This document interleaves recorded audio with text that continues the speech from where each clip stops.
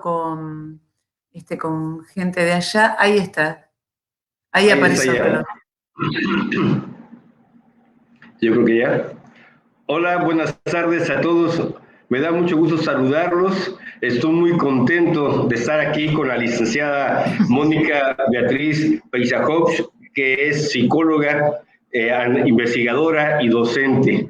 La Escuela Secundaria Técnica Industrial número 69 se siente complacida y de gala por tenerla a usted, licenciada, y que podamos platicar y nos pueda dar una conferencia sobre lo que es la adolescencia y la depresión, una situación que estamos viviendo por la pandemia, una situación que nuestros jóvenes están padeciendo, y esa plática, esa charla va a ser de mucha importancia para los papás que nos están acompañando, compañeros maestros, e igualmente a nuestros alumnos que están con nosotros.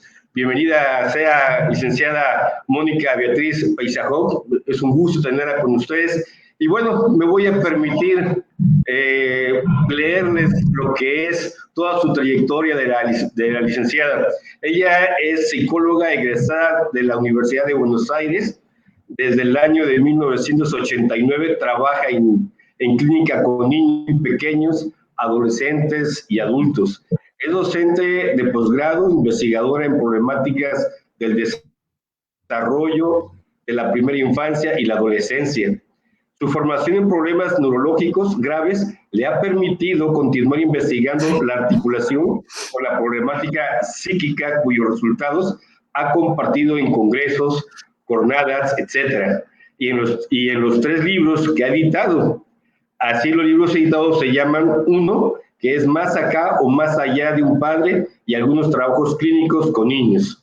También editó el libro El paseo en la clínica con niños y algunos trabajos de autismo y psicosis. También imagen e intervención de lo real en un paciente con discapacidad. Los 2 primeros libros han sido presentados en París, donde ha dictado una clase en la Escuela Freudiana de París acerca de la diferenciación entre autismo y psicosis, y en Barcelona. Coautora de diversos libros de trabajos presentados, presenta trabajos en las reuniones lacanoamericanas de psicoanálisis, Convergencia Laicana, Congresos, Asociación de Argentina, sobre salud médica, mental, perdón, entre muchos otros. Dicta cursos y seminarios, supervisa profesionales e instituciones en la Argentina y en el exterior del país, como por ejemplo Brasil, en forma presencial y en línea desde hace más de 10 años.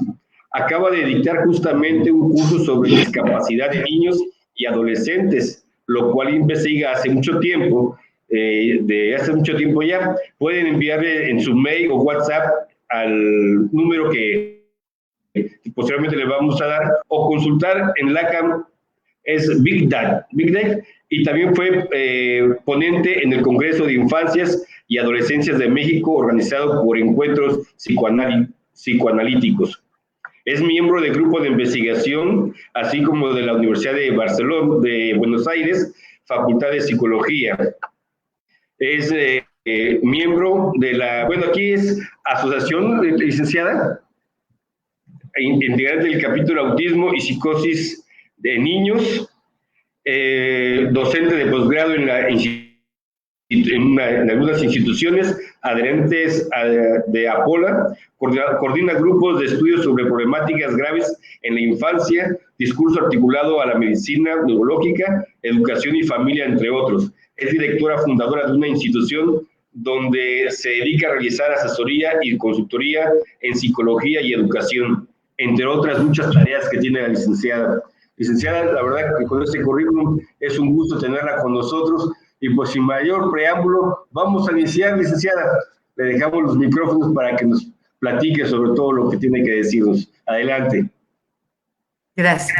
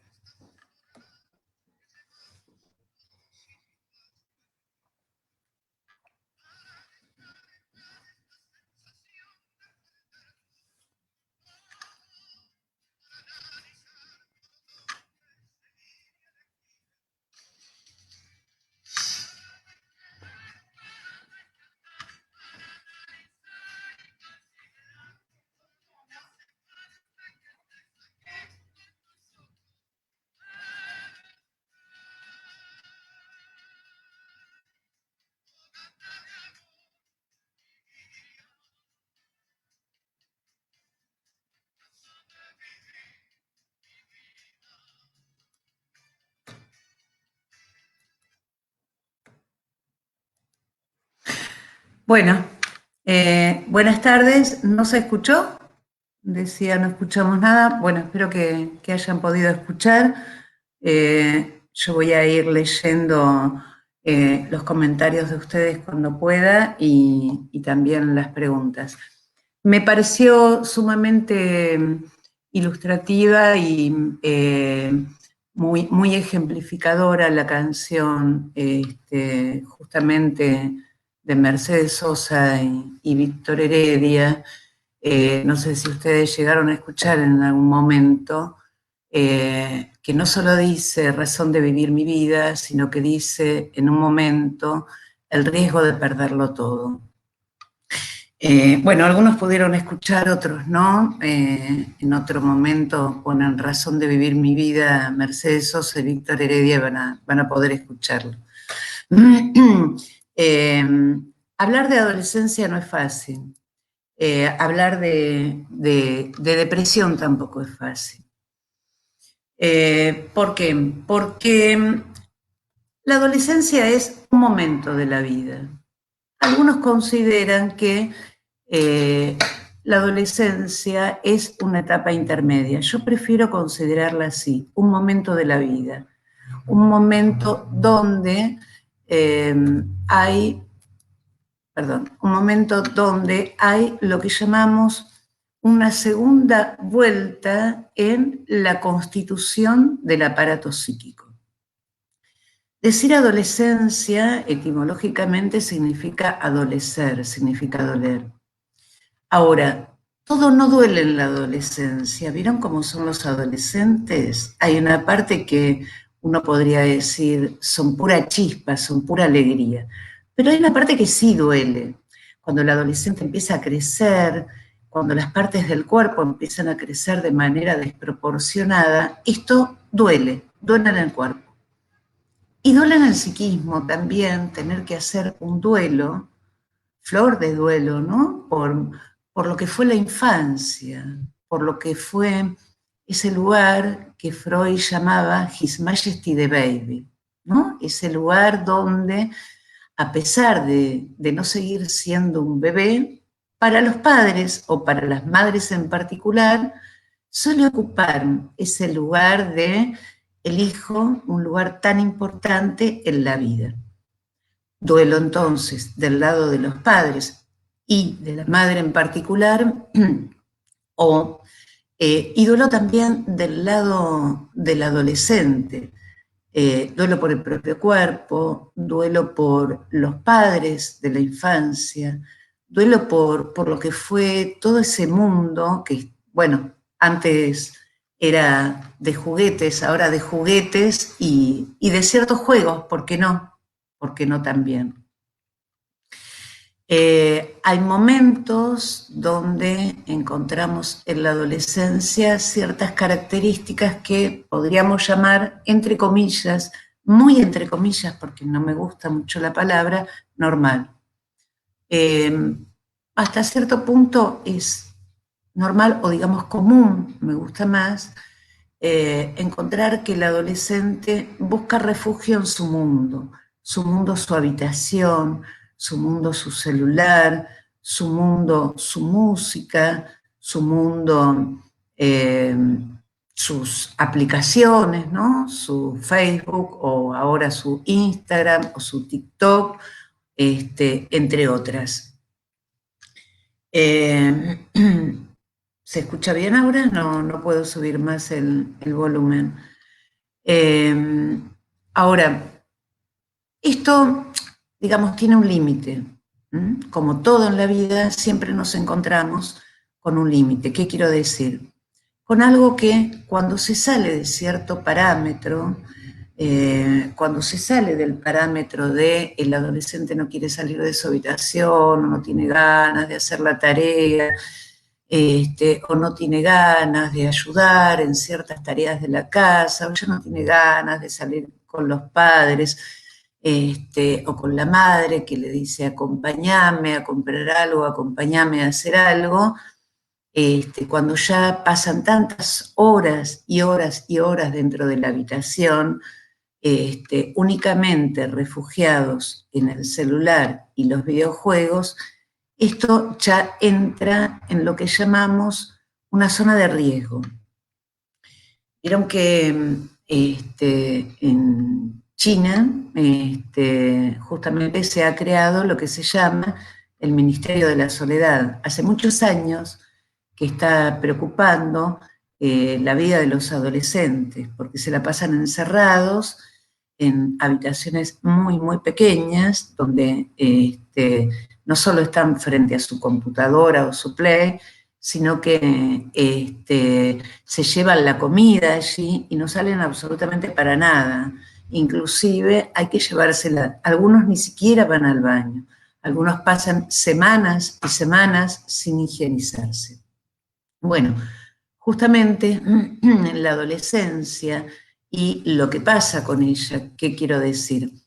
La adolescencia y sus inhibiciones, sus síntomas, sus angustias, esto es algo que nos viene preocupando absolutamente a todos.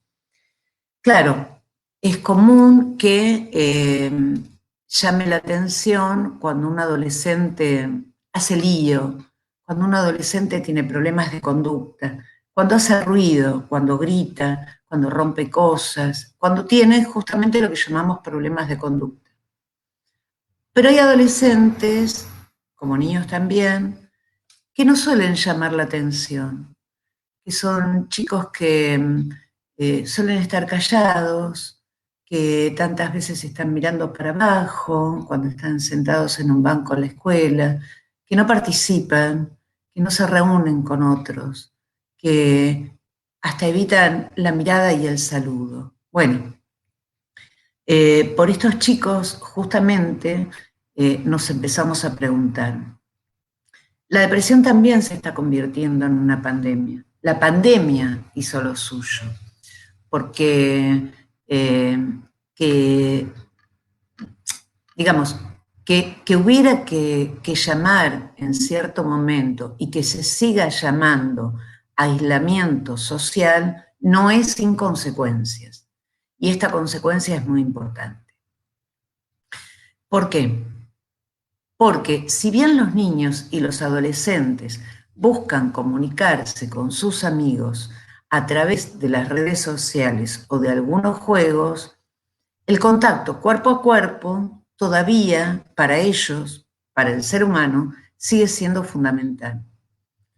Nos hacemos en relación a un otro, no somos sin el otro. Y esto de que quede todo encerrado en casa, de que quede todo dentro de casa, o como decimos, que quede todo a nivel endogámico, termina dando el coletazo por un lado o por el otro. Empieza a haber rispideces, empieza a haber discusiones, empieza a haber peleas. Hay algunas familias que inclusive viven lamentablemente en lugares muy, muy pequeños, y entonces las familias han pasado a verse, de verse solamente a la tardecita o a la noche, por lo menos acá, ¿no? Acá en la Argentina, los niños pasan entre 8 y 9 horas en las escuelas. Hay muy pocas escuelas que sean de lo que se llama medio turno. Entonces pasaron a verse desde las 5 de la tarde, digamos, hasta las 10, 11 de la noche, a estar absolutamente todo el día, todos los días, con mamá y papá y los hermanos. Cuando no, con algún otro familiar que también convive. Antes los padres llegaban de trabajar y era ese ratito nada más. Ahora, como les decía, la depresión tiene características, y tiene características que son fáciles de identificar. Cuando un niño pierde brillo por sí mismo. Pierde brillo, quiero decir, ya nada le interesa. Cuando ya hay algo del orden del deseo que falta. Porque normalmente, y aún en estas épocas de encierro, de pandemia, uno podría decir, bueno, a uno no le interesa una cosa, le interesa otra, ¿no?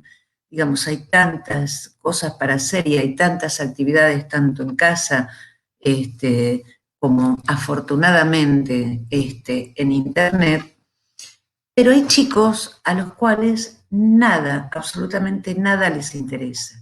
Hay signos, inclusive, que son muy visibles. Pierden el apetito, comen demasiado o tienen insomnio. Se quedan toda la noche levantados para acostarse a dormir a la mañana, justamente cuando los otros se levantan. ¿Por qué? Porque les falta ese espacio para sí que antes tenían y ahora ya no tienen. Pero no solamente porque ese espacio y ese tiempo falta, sino porque el adolescente perdió lo que es algo sumamente importante, la relación con los pares, la relación con los amigos. Los amigos cumplen una función fundamental. Los amigos ayudan a salir de la casa, ayudan a salir del hogar, ayudan a salir de esa relación endogámica con los padres. ¿Vieron lo que pasa entre los adolescentes, no? Lo que no sabe uno, sabe el otro, y venite a dormir a casa, y vamos a escuchar tal música, y yo te presto tal ropa, y yo te presto tal otra, y entre las chicas, vení, que nos pintamos en mi casa, o que mi mamá nos ayuda con tal cosa, o nos ayuda con tal otra. Este año los chicos no tuvieron absolutamente nada de eso, absolutamente nada. Los chicos no podían ir a la casa de otros. Acá, por lo menos, la etapa de aislamiento fue muy, muy, muy larga. Tuvimos 90 días donde no se pudo salir a la calle. De nuevo, esto no es sin consecuencias, y sin consecuencias graves, porque en esto de que nos hacemos en la relación con el otro, que no somos islas, justamente lo que se nos plantea, lo que se nos planteó y lo que se nos viene planteando, ¿no? Ustedes habrán escuchado que viene la segunda ola, que las vacunas no llegan y que si llegan, para qué cantidad de población y para cuál no. Cuando no, algún familiar, alguna persona amiga que o falleció o quedó con alguna secuela de COVID terrible. Esto es lo que nosotros le llamamos duelos. Nosotros desde que nacemos pasamos por duelos. El primer duelo es el nacimiento, podríamos decir, esa primera separación madre-hijo, el trauma del nacimiento, ¿no? Como le han llamado a algunos autores. Otto Rank, Freud lo retomó. Lacan también. Lacan también habla de trauma. Y después vamos pasando por distintos procesos de separación. El destete, el control de esfínteres, comenzar a ir al jardín de infantes, el ingreso en la escuela primaria, el ingreso en la escuela secundaria, en la universidad los que pueden tener acceso. ¿Y entonces qué pasa? La pandemia es un trauma. Efectivamente, es un trauma para todos. Ninguno de nosotros estaba preparado para que sucediera esto, esta situación terrible. Entonces, hay algo que lamentablemente tenemos que incorporarlo, porque si no lo incorporamos, esto nos termina enfermando. Enferma el aparato psíquico y enferma el cuerpo. Entonces, hay que incorporarlo y asimilarlo. ¿Qué significa asimilarlo? Es como si les dijera, hay que ponerlo en la boca, masticarlo bien, bien, bien. ¿Vieron cómo dicen los médicos? Masticar 5, 10, 15 veces antes de tragarlo. Bueno, y entonces te va a hacer mejor la digestión. Bueno, más o menos la comparación sería eso. Pero, de nuevo, esto no es sin esos duelos donde, lamentablemente, no se pudo hacer lo que llamamos la despedida del ser querido. La ceremonia de despedida tiene una función fundamental. Es eso, justamente, la posibilidad de poder despedirse de esa persona a quien uno tanto quería y pasar por una etapa que tiene distintos momentos en esto de lo que llamamos duelo. Ahora, en Argentina hace un año que estamos de duelo. Ayer justamente se cumplió un año del comienzo de la cuarentena. No sé ustedes más o menos por dónde andan. El mundo lleva más de un año, porque justamente en diciembre del 2019, yo lo recuerdo muy bien, estar mirando televisión y ver cómo la pobre gente de ese lugar de Wuhan estaba a través de un alambrado estirando las manos pidiendo barbijo. Bien, ¿qué pasa con esto? Los duelos que no se atraviesan bien, los duelos que no se superan bien por distintos motivos, uno de ellos, muy importante, es porque hay duelos anteriores que no se elaboraron bien. Este duelo entonces se monta sobre otro, uno sobre otro, y entonces se convierte en algo que llamamos, entre comillas, patológico. Esto termina enfermando. Esto termina haciendo muy mal, mucho daño. Entonces decíamos, encontramos en la depresión lo que comúnmente ustedes mamás y papás encontrarán en los chicos, o si hay chicos, encontrarán en amigos, que es, tiene un desgano por todo, no le interesa nada, no importa lo que le proponga, es una apatía total, un estado como de inercia, una comida sin sabor. ¿Ustedes me entienden lo que quiero decir con esto? Bien. Una comida sin sabor que uno dice, es desabrida, no, le falta sal o le falta azúcar, no tiene sabor absolutamente a nada. Como decía la canción, a riesgo de perderlo todo, a riesgo exactamente de perderlo todo, si la ciencia no nos hubiera ayudado un poco con esto. Pero la persona que está deprimida, la persona que está pasando por una depresión, justamente lo que siente es eso. Siente que perdió absolutamente todo, que no hay nada que le interese, que no importa lo que le presenten delante, es nada, es nada. Siente que sus propios pensamientos son nada, que no le interesan a nadie. Siente que hasta su propio cuerpo es nada. Como les decía, pueden llegar a comer absolutamente sin parar, a costo de tener un aumento de peso que puede terminar enfermándolos, a costo de, si tienen algún tipo de enfermedad, que ese aumento de peso se asocie a alguna enfermedad, no les importa absolutamente nada.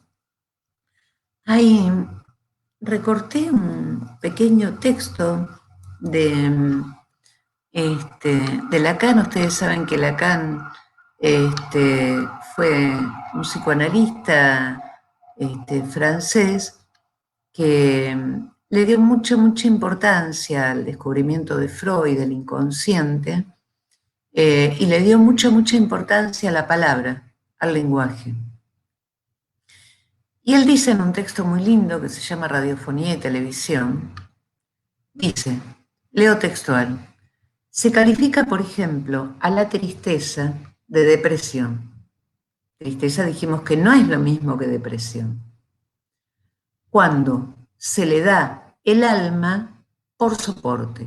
Repito, se califica, por ejemplo, a la tristeza de depresión cuando se le da el alma por soporte. O la tensión psicológica, citando a un filósofo. Presten mucha atención a esto, qué interesante. Dice, pero no es un dato del alma, es simplemente una falla moral, como se expresaba Dante, incluso Spinoza, un pecado, lo que quiere decir una cobardía moral, que no cae en última instancia más que del pensamiento, o sea, del deber de bien decir o de reconocerse en el inconsciente. en la estructura. Lo opuesto de la tristeza, el Gai Saber, el cual es una virtud. Una virtud no absolve a nadie del pecado original, como todos saben.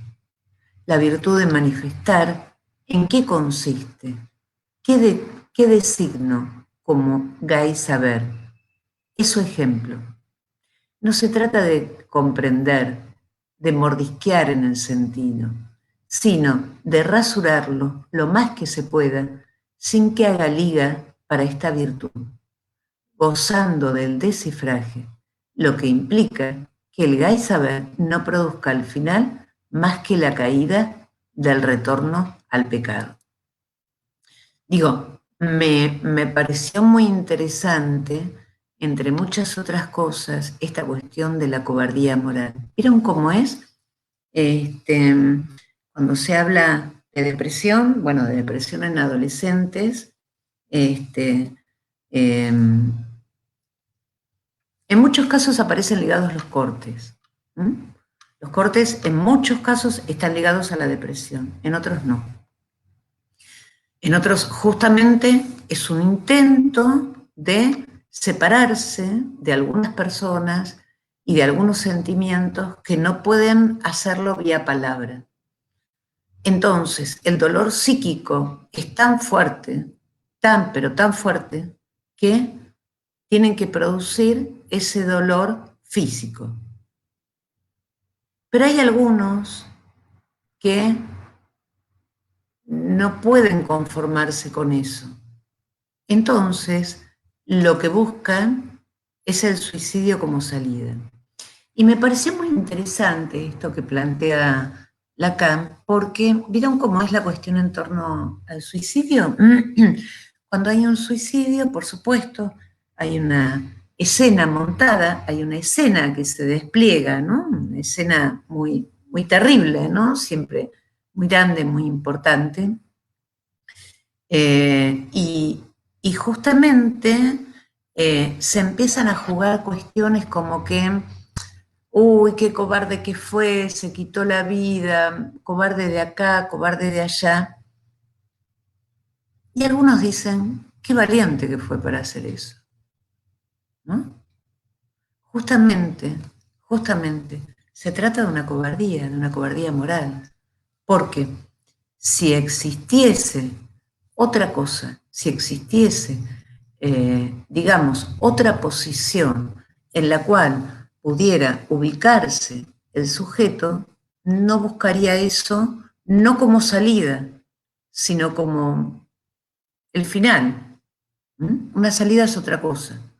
Una salida es poder decir, es que alguien pueda decir, yo me siento mal, y no alguien, como por ejemplo, les voy a contar, una adolescente que atendí durante unos años, la cual había sido derivada desde el jardín, desde que tenía 4 años más o menos a tratamiento, y los padres nunca la habían llevado. Hasta que al final, un día estaba en 6º grado, es decir, un año antes de terminar la escuela primaria, la citan del gabinete, citan a los padres, por supuesto, hablan con ellos y utilizan un arma que muchas veces se puede usar, es un arma muy filosa, uno diría, es como si en el juego del truco uno dijera truco a veces con un ancho falso, ¿no? Nadie sabe, pero bueno, sirve. Le plantearon a los padres que no podía continuar en la escuela si no empezaba tratamiento. Esta nena era invisible de alguna manera para todos. Justamente era una de las que se sentaba atrás. Era una chica alta, muy alta para su edad, era corpulenta, tenía exceso de peso, además, lo cual hacía que pareciera más alta, más robusta, y no se relacionaba con nadie. Justamente ese fue el motivo por el cual la derivaron. cuando yo la empiezo a ver, ella, bueno, hablaba muy poco, hablaba muy bajo. También esta es una característica de los chicos que están pasando por depresión. Hablan tan bajo que no se los escucha. Claro, evidentemente sienten o imaginan que no tienen a quién hablarles. Imaginan que no hay un otro. O, en algunos casos, no quieren ser una carga para el otro. Esto es lo que sienten muchos adolescentes. Mamá, papá, no te quise contar, ¿no? Cuando ya, digamos, hay alguna problemática, ¿no? En torno a intentos de suicidio y demás, lo que aparece es esto. No te quise contar para no preocuparte, vos ya tenés muchas preocupaciones, ustedes tienen muchas preocupaciones, ustedes tienen muchas tristezas. Yo no quería darles una tristeza más, yo no quería ser una carga más. Si yo me iba de este mundo, no sé, en algunos casos, por ejemplo, van a gastar menos, ¿no? Van a gastar menos. Vuelvo entonces a Juana.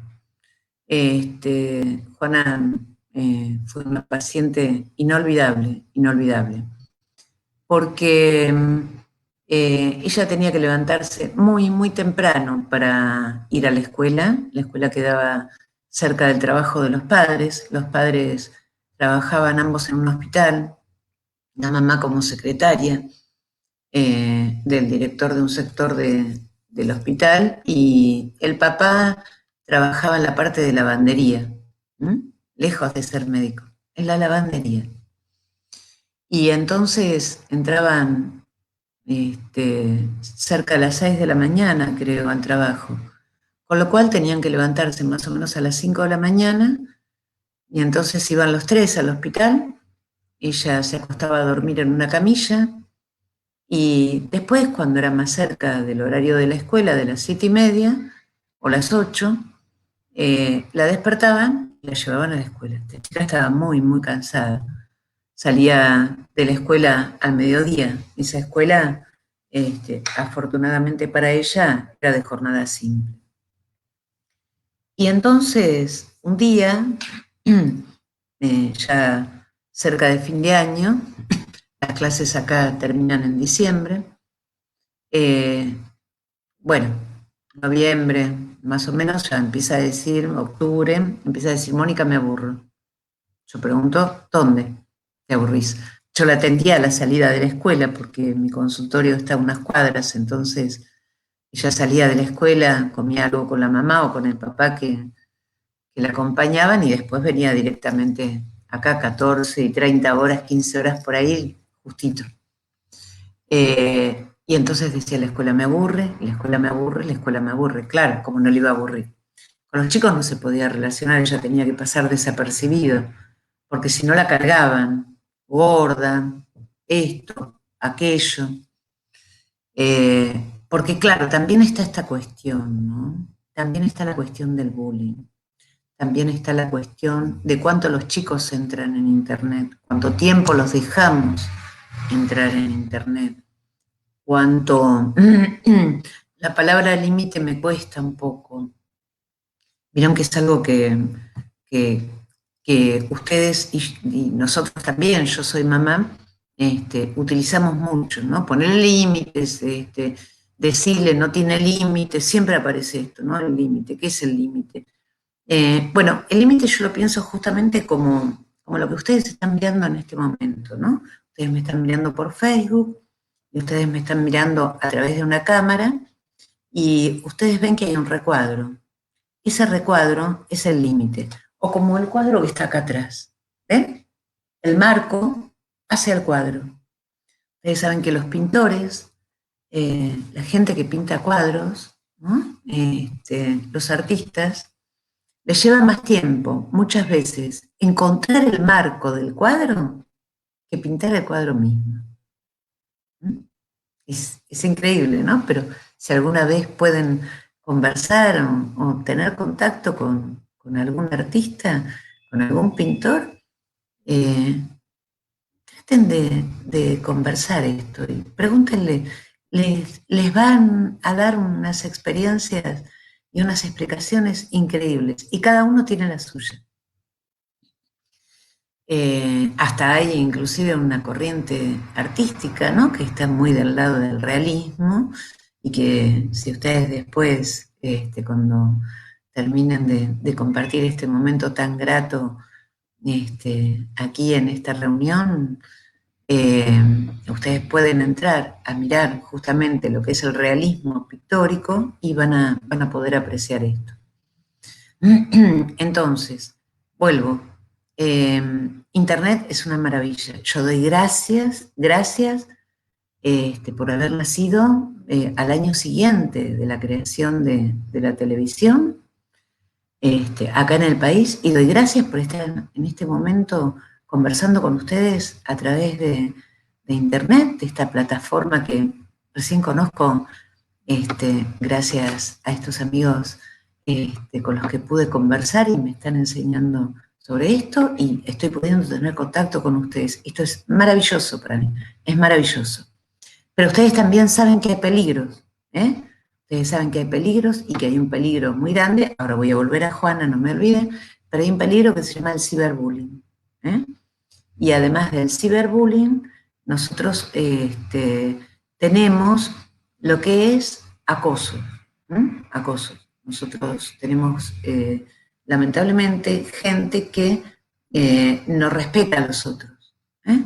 Gente que no es como nosotros, que estamos aquí conversando, intercambiando, y ver qué cosa nueva puedo transmitirles a ustedes, qué cosa nueva podemos aprender en este intercambio tan rico y en este lazo, como les decía, en este lazo que estamos creando. Hay gente que no hace eso. Entonces hay gente que se dedica a captar chicos a través de la pornografía. Y esto es un peligro. ¿Por qué? Porque los chicos que están todo el tiempo metidos en la computadora, con la tecnología, corren el riesgo, y muchos terminan con depresión. Llamo chicos a los adolescentes, cariñosamente, ¿no? Pero también los niños. Y los que entran, los que son captados, muy lamentablemente, pero digo entran porque a los que les gusta pescar me van a entender. Es como, digamos, como si crearan una red donde, vieron que en Internet nosotros navegamos, y bueno, parecemos todos pececitos, ¿no? Buscando y buscando y buscando. Yo hoy estaba navegando y buscando a ver cuál era la canción que mejor ejecutaba, que mejor se escuchaba y que mejor podía representar gráficamente y musicalmente para ustedes y para mí, y lo que mejor podía llegarles. Bueno, hay gente que no hace esto, hay gente que se dedica a atrapar a los que están navegando. ¿Para qué? Para introducirlos en ese terrible mundo que es justamente la pornografía. Y hay niños que lamentablemente caen en esas redes.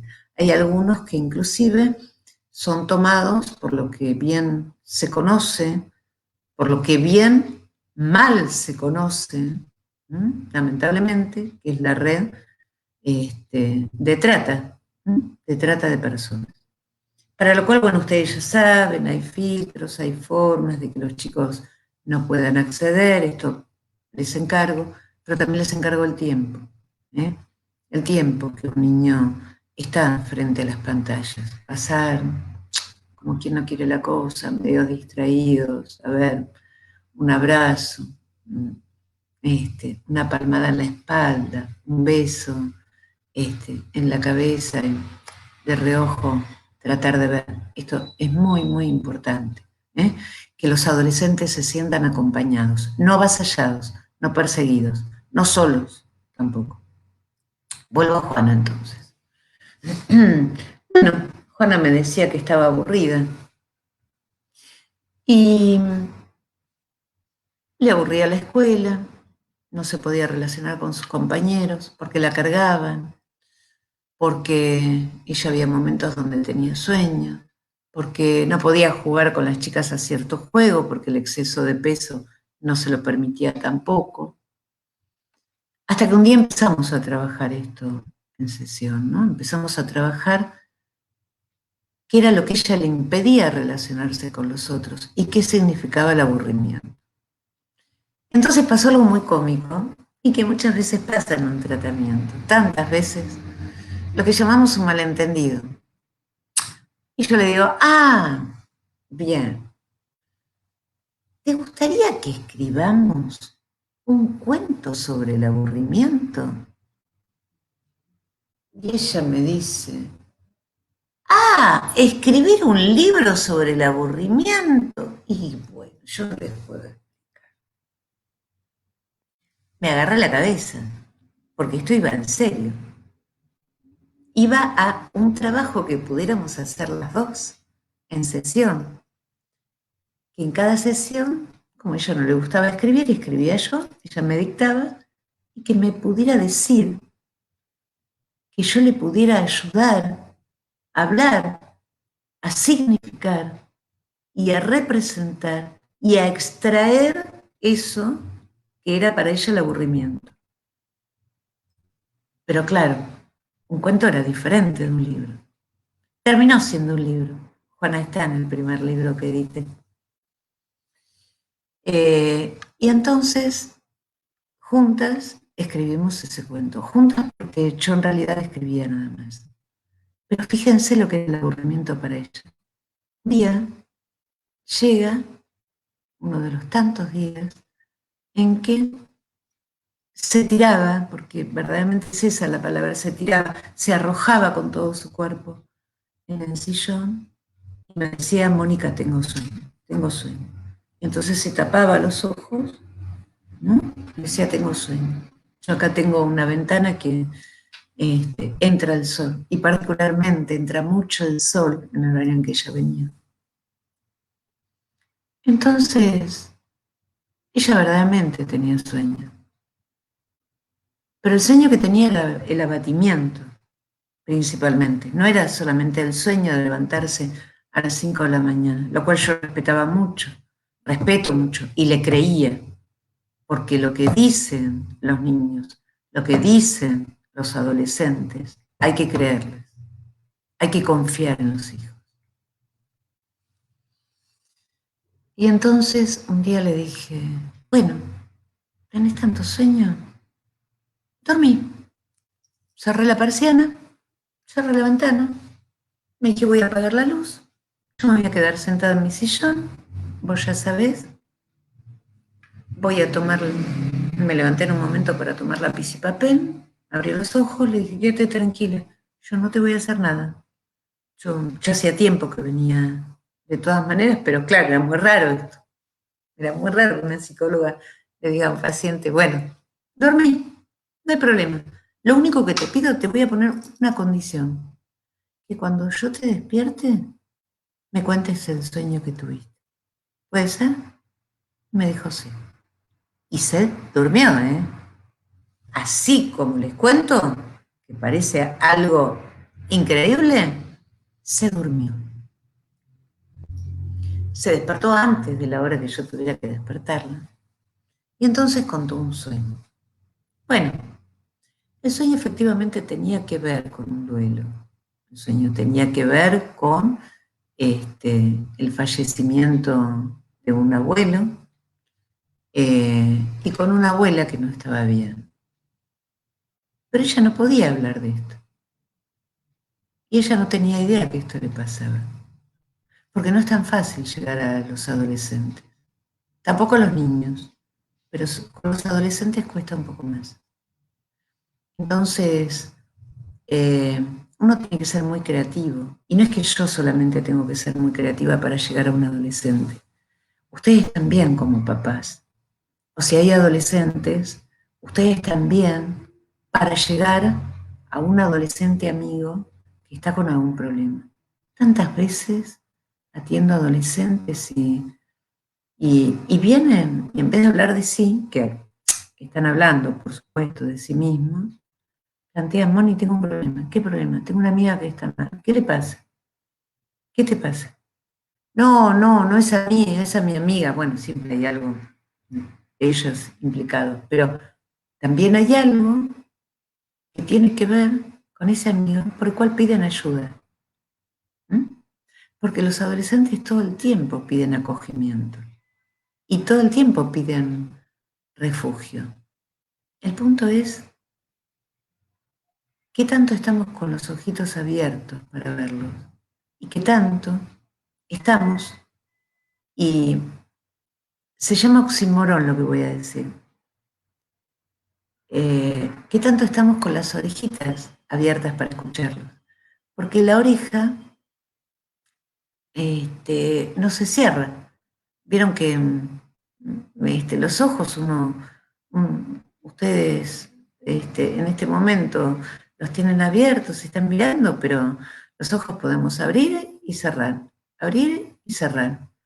Y un montón de otras partes del cuerpo, otros orificios, digamos, del cuerpo, ¿no? La boca. Yo estoy hablando, pero de pronto, a un momento de silencio, se cierra la boca. Pero los oídos no, justamente no. Claro, tenemos que ver la forma, entonces, de agudizar cómo llegar a ellos y cómo escucharlos. Esto es muy, muy importante.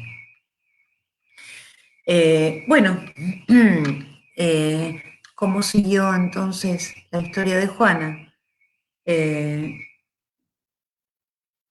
Bueno, hay preguntas. Voy a ver por acá. Pregunta 1. ¿Qué se puede hacer cuando los adolescentes ya no quieren salir y solo están con el celular? Yo creo que hay un momento que es previo a ese ya no querer salir, ¿m? Porque es como que los adolescentes se vayan quedando. El punto es no dejarlos todo el tiempo adentro. No dejarlos, quiero decir, no es no permitirles, sino, a mí me gusta mucho utilizar esta palabra, tratar de seducirlos para salir, tratar de buscar ese punto de ahijamiento, ¿no? ¿Me ayudas? Ay, podrías ir a comprar tal cosa. Ay, ¿me acompañás que es de noche? O ¿me acompañás que voy a buscar y la bolsa es pesada? O yo me quedo en el auto y vos bajás rapidito a comprar porque está lloviendo.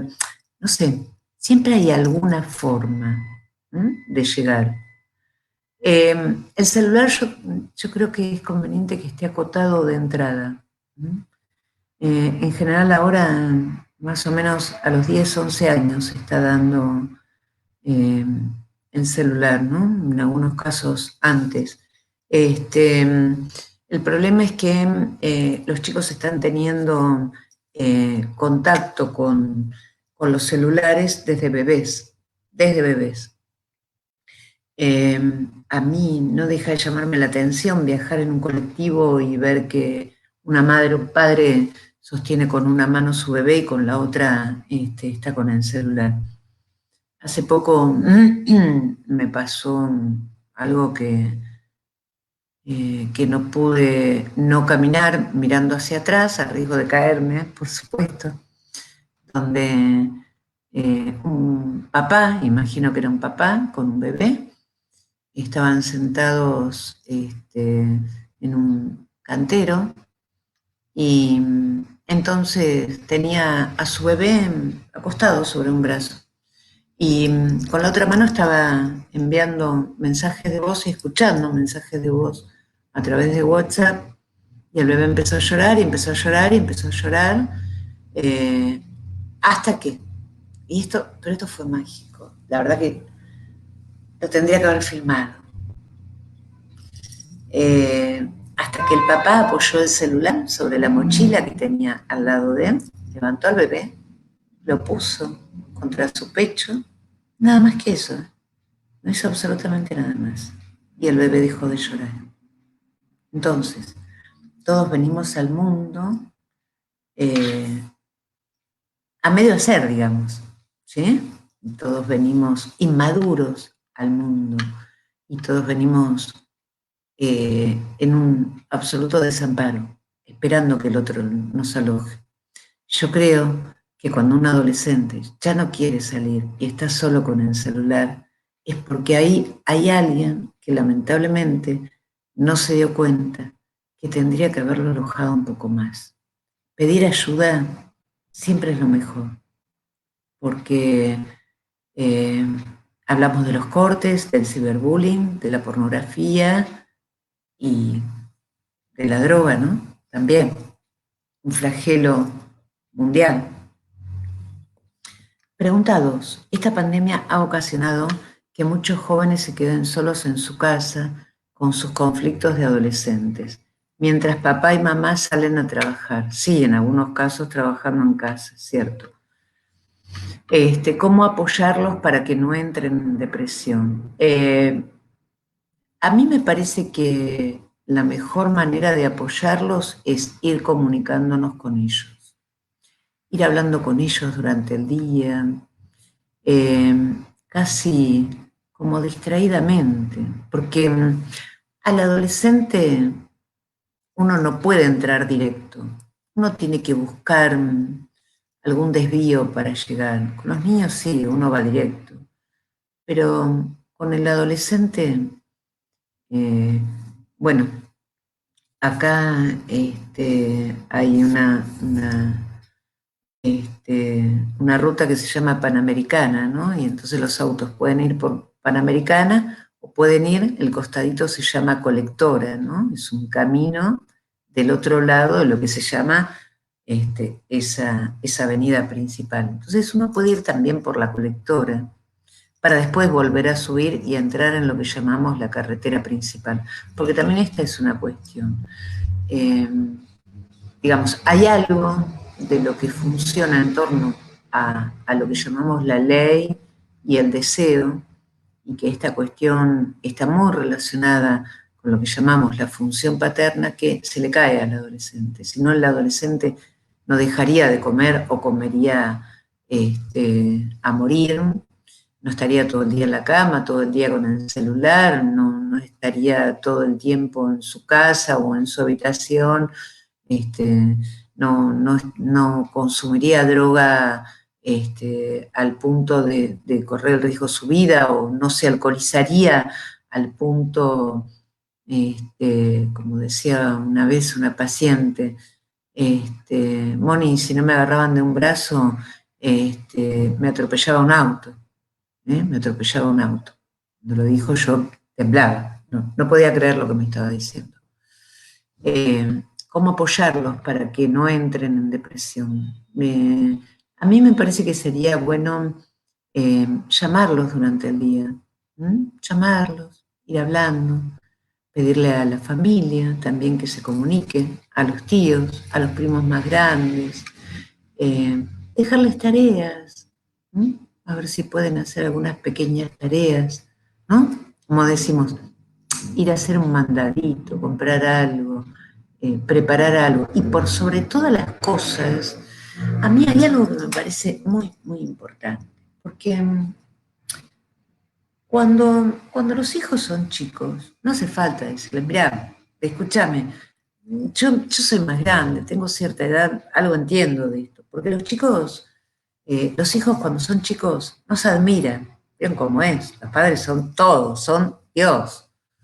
Pero a medida que van creciendo, cuando entran en la pubertad, en la adolescencia, y empiezan a romper, como suelo decir, el cascarón, los padres empiezan a salir de ese lugar. Los chicos quieren tener sus propias experiencias, y algunas son a riesgo.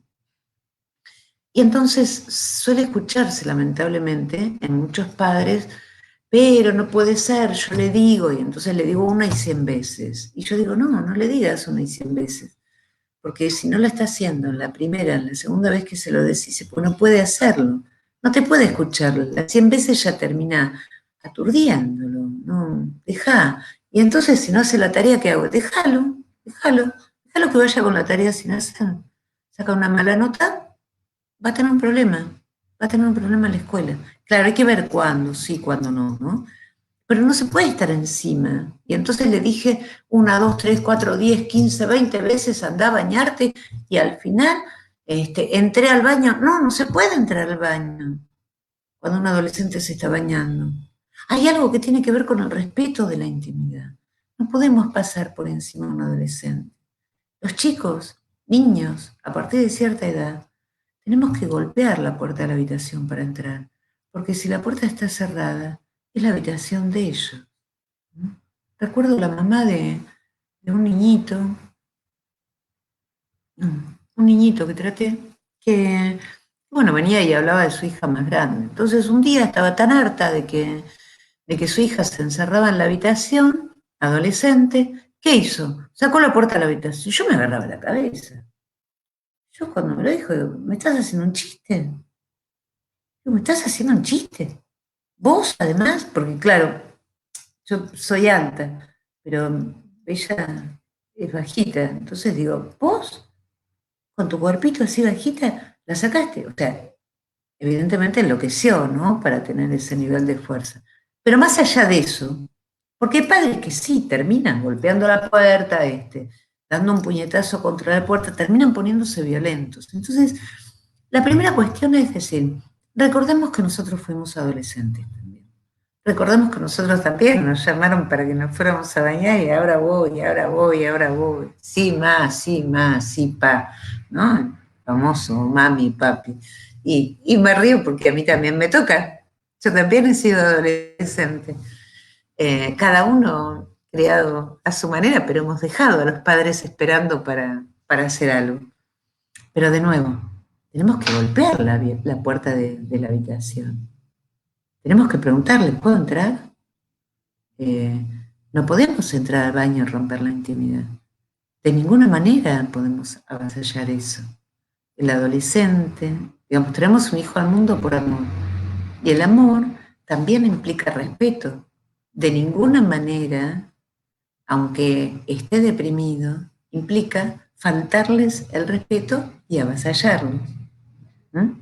Porque de pronto no tengan más ideales, porque están muy tristes o muy deprimidos, no nos da lugar a hacer algo así.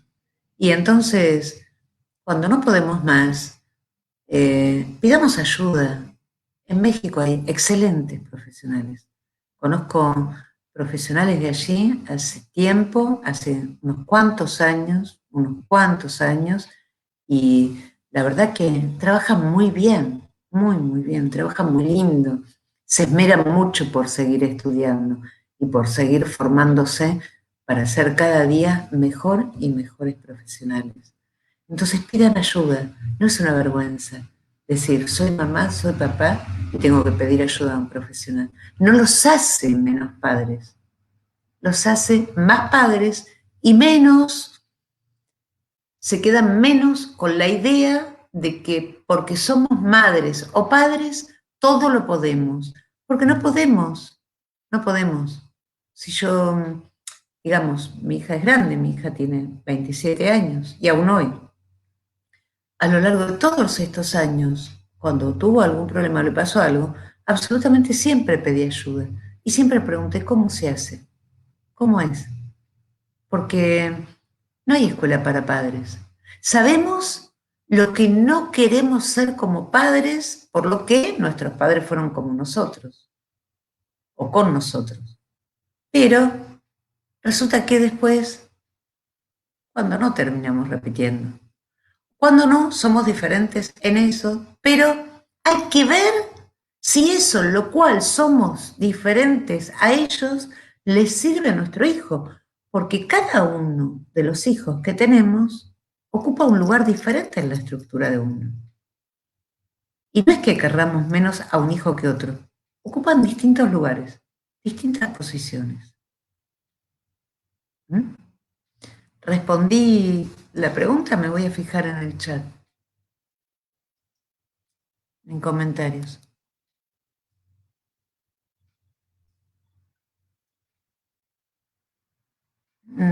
Paula, Juliet, ¿a qué hora termina? No sé. Me parece que estamos cerca. Katy Flores Erfer, ¿respondí tu pregunta? ¿De qué manera pueden ayudar los padres a sus hijos? ¿De qué manera pueden ayudar los padres a sus hijos si no tienen los medios para acudir a un tratamiento médico? Mirá, hay, al menos acá, no sé si la pregunta la estás haciendo de México, Rujo RD, dice ahí cómo estás identificado, hay lugares estatales, al menos acá en Argentina hay lo que se llama hospitales, lugares donde no, digamos, no se le cobra absolutamente nada a la gente. Entiendo que en todos los países hay.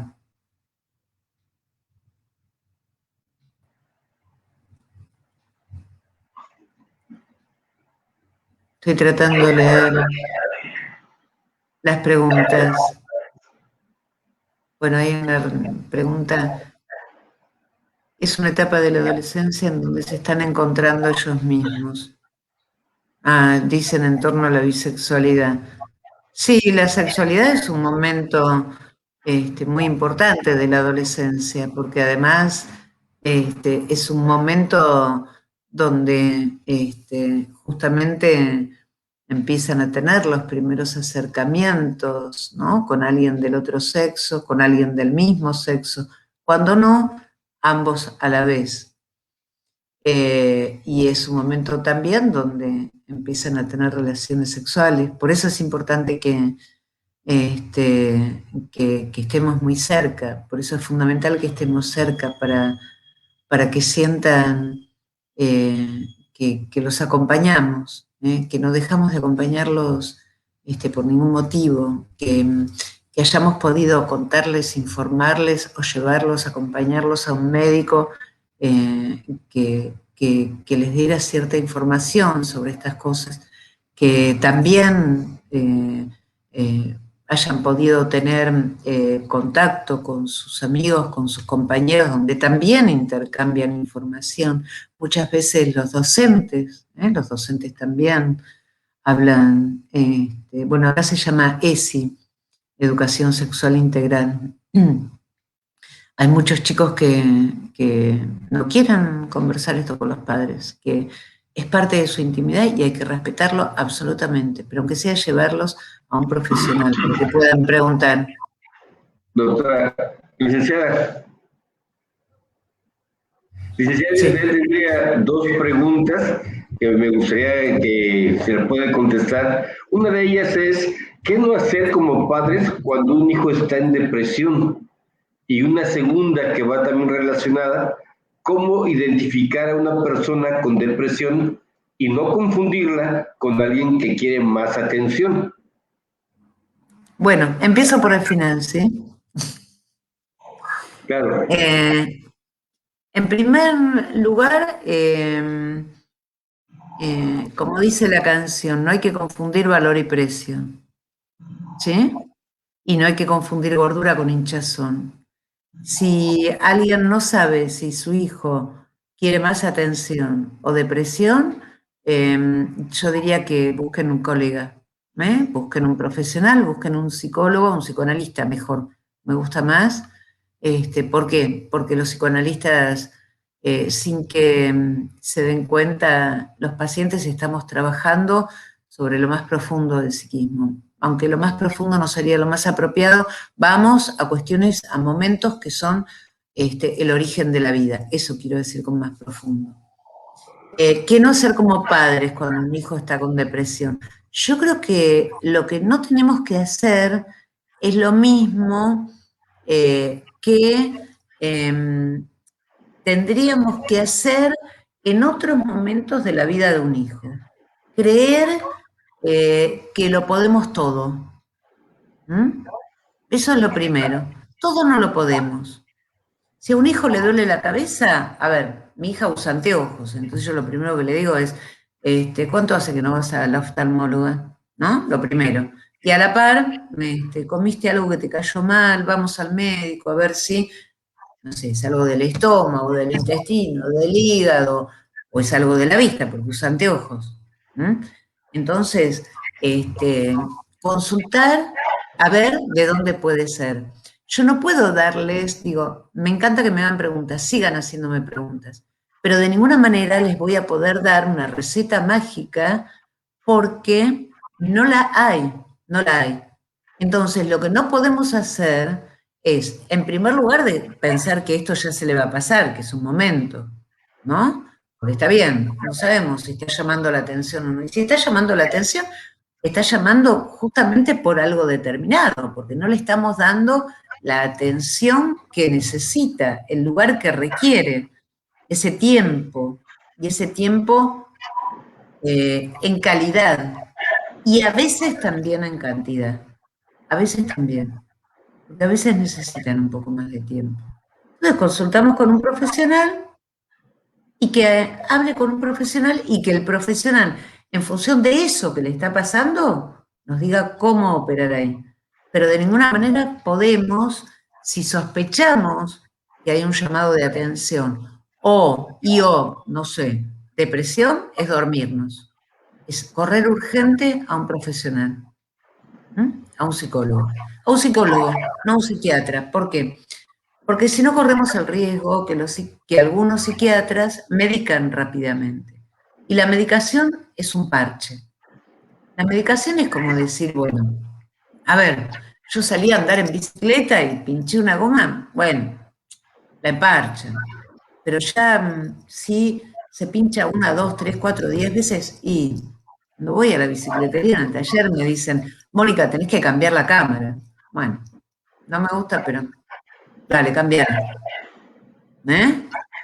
Es como Así decir, es. es una curita en la lastimadura. Y sí, se va a curar, pero para que no vuelva a salir la herida y no vuelva a lastimarse en el mismo lugar, tengo que ir a lo profundo, tengo que ir a los orígenes.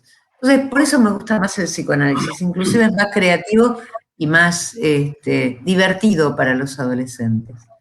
¿Cómo prevenir Sí, la depresión en adolescentes? Dice Areli. Uh, y yo creo que la tristeza no se puede prevenir. Eh, la depresión, me parece que en primer lugar tendríamos que preguntarnos si nosotros como padres estamos bien. ¿Mm?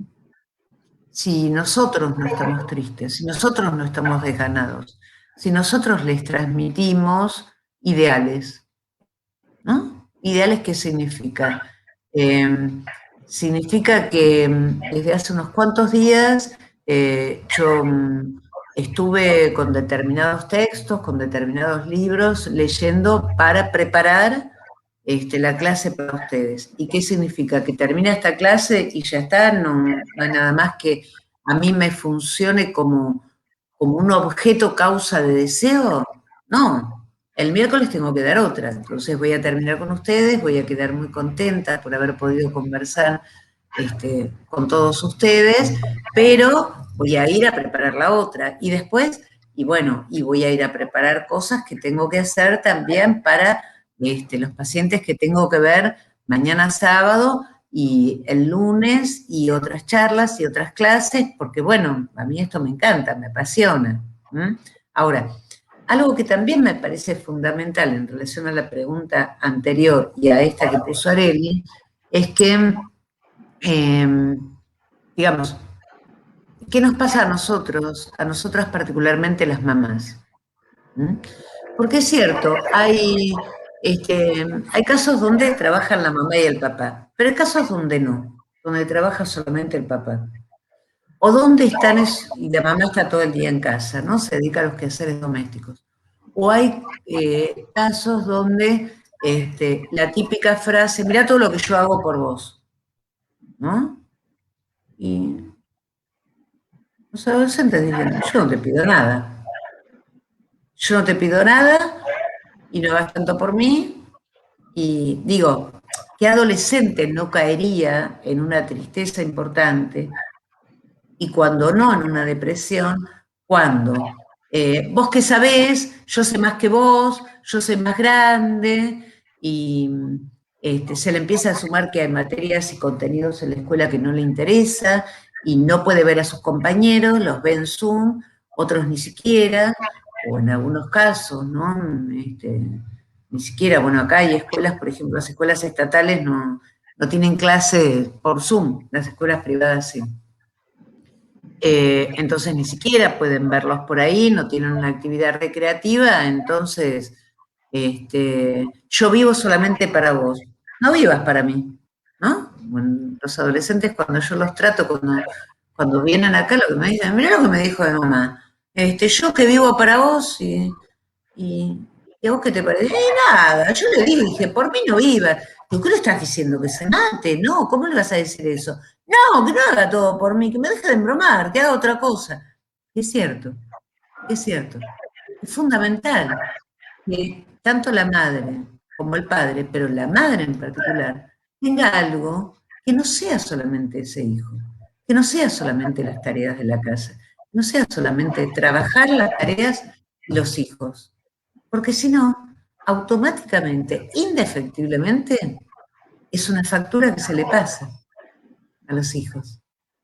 Tarde o temprano, directa o indirectamente, esto se transmite.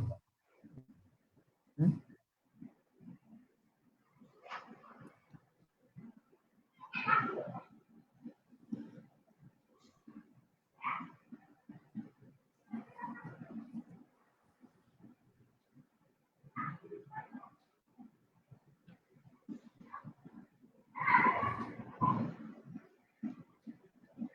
Definitivamente tiene mucha razón de lo que ha platicado, licenciada.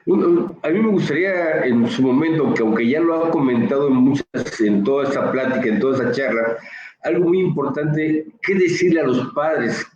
¿Qué decirle a ellos que, por desgraciadamente, también los padres están sufriendo esa situación de depresión, esa situación de confinamiento, y obviamente se lo transmiten a los hijos, porque luego padecen lo que nosotros estamos sufriendo? ¿Qué decirle a ellos? ¿Qué aconsejarnos para que vayan regulando esos sentimientos, esas emociones que afectan también a los muchachos? Sí. Lo primero que tenemos que pensar es que nada es eterno en este mundo. ¿Sí? Así de simple. Nada es eterno. Esta pandemia tampoco va a ser eterna. Estamos más cerca de la salida que de la entrada, ¿no? En primer lugar. Entonces, yo suelo hacer el chiste, que está bien que a mí me gusta la zanahoria porque uso anteojos y me hace bien a la vista, ¿no? Porque no hay conejo que use anteojos, ¿no? Como decía alguien por ahí, una paciente que tenía. Pero el punto es este. Se supone que todos tenemos una zanahoria adelante. Una zanahoria, quiero decir, algo que deseamos, algo que queremos, algo que nos gusta. Entonces el punto sería ese justamente, que la zanahoria por momentos funcione delante como algo que nos causa ese deseo y por momentos funcione atrás. Es decir, como algo que, digamos, nosotros le llamamos lo pulsional, algo que produzca el empuje suficiente como para que alguien no termine en una profunda tristeza o en una depresión. Digo, porque si todos nos ponemos a pensar cuánto hace que estamos en pandemia y cuánto nos falta, puede ser que se ponga triste, otro puede ser que termine deprimido, pero para todo esto hay que tener con qué. Siempre hay que tener con qué, para hacer una tristeza o para hacer una depresión. Decimos, hay que tener tela para esto. No cualquiera hace una depresión, no cualquiera. Esto está muy claro. Entonces, yo creo que ninguno de nosotros podemos darnos el lujo de deprimirnos. Es un lujo. Y en época de pandemia, los lujos están restringidos, no se olviden. No sé si respondí. Sí, muy bien, Vicente, definitivamente. No podemos darnos ese lujo de deprimirnos y transmitírselo a los muchachos, al contrario, tenemos que mostrarnos fuertes y como usted dice, vamos ya de salida, ya vemos una luz en el camino para seguir adelante con toda esa situación que hemos padecido, definitivamente. Proyectemos, claro, imaginemos, proyectemos lo que nos gustaría hacer a la salida de todo esto, ¿m? Y también pensemos y vayamos proyectando qué hacer con ellos, qué hacer con ellos. Digamos, justamente algo que preocupa es cuando es, digamos, entre comillas, común que los adolescentes pasen por etapas de aislamiento y por etapas donde quieren salir y bueno, no quieren volver a casa y salen, salen, salen, que nada tiene que ver con la, digamos, con lo que se conoce como la bipolaridad, ¿no? Que por momentos están con profunda tristeza y por momentos maníacos, no, nada que ver. Pero eh, sí, no correr el riesgo que queden tomados por la tristeza para que no se haga profunda y por lo tanto, que el riesgo de salida sea un no poder parar, ¿m? Como bien pasó en muchos lugares de nuestro país y de todos los países, ¿no? En todos los países se han escuchado cuestiones. Ahora esto se está escuchando mucho más, de hecho, en la Facultad de Psicología de la Universidad de Buenos Aires se están dedicando a estudiar estos temas, los estamos estudiando desde todos los lugares. Licenciada, la verdad que es muy interesante todo eso. Nos faltaría tiempo para seguir platicando. Le agradezco mucho la atención y con el mejor, y el espero de que esto le sirva a nuestros papás, nos sirva a nosotros como profesionales de la educación, pero principalmente también a los jóvenes que escucharon, sepan sepan cómo trabajar esas depresiones, esas emociones que mucho afectan. Agradecido enormemente como parte de la técnica 69 por la plática, la charla que nos acaba de dar usted. La verdad que muy enriquecedor todo esto. Muchas gracias, licenciada, y ojalá próximamente podamos vernos nuevamente en otro tema igual de interesante como el que acabamos de ver ahorita, de escucharla ahorita. Gracias, al contrario, fue para mí un gusto y un honor eh, poder compartir este tiempo con ustedes. Les agradezco enormemente las preguntas. Me alegro que se haya entendido. Sí, hablo con metáforas. Alguien puso por ahí que habló con metáforas y no entendía. Espero, bueno, haber aclarado eso que no se entendió. Quedo a disposición de ustedes para cuando gusten y me gustaría hacerles un regalo y compartir una canción que me gusta mucho, que tiene que tiene que ver justamente con todo esto. Así es que si me permiten unos minutos más, Claro que sí, licenciada, adelante. lo que les pido es que canten. Por favor, quienes conozcan la canción, que canten.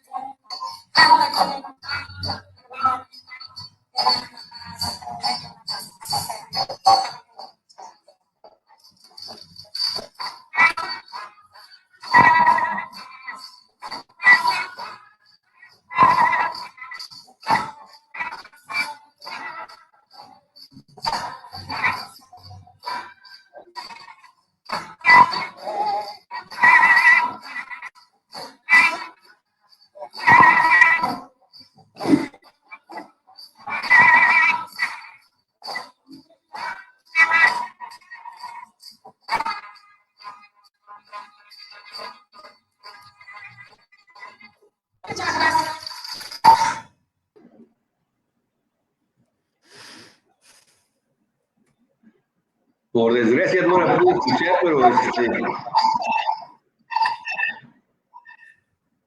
no sé qué pasa. Al 100% el volumen. No sé, qué lástima. Pero ya bueno, vi su título y al rato la voy a escuchar. Bueno, gracias. Gracias. Es una canción muy linda, muy simbólica de esto, ¿no? Que es cuento latinoamericano.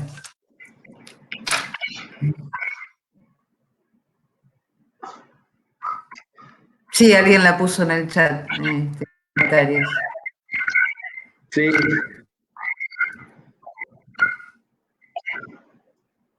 Bien, pues muchas gracias, licenciada. Vamos a escuchar en su momento Canción para Todos, se llama, ¿no? Canción para Todos. La vamos a buscar para escucharla con detenimiento, ponerle toda la atención, porque leí la letra y se lee bien, se escucha bien. Es muy bonita esa canción, muy significativa.